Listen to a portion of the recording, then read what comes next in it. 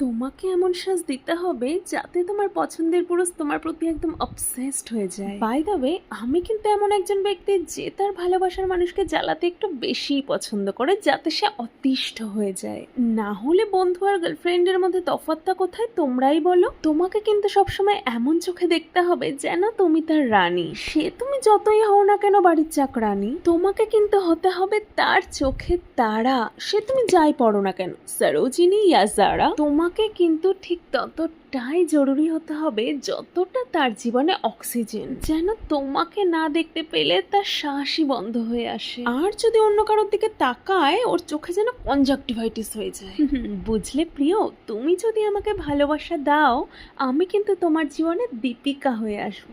আর যদি বেশি দেরি করেছো তাহলে কিন্তু মঞ্জুলিকা হয়ে আসবো। আর বেচারা পুরুষেরা সবসময় বলে তারা নাকি বুঝতেই পারে না স্ত্রীরা কি চায়। আমার শুধু একটাই চাওয়া, তোমার যেন সকল ইচ্ছা পূরণ হয়। যদি সেই ইচ্ছাগুলো আমাকে নিয়ে হয় তবেই। তুমি যেন সবসময় সবকিছুর ঊর্ধ্বে রাজা হয়ে থাকতে পারো। যদি তুমি আমাকে রানী মনে করো তবেই। এবার তোমরাই বলো, আমি কি ভুল কিছু চাই?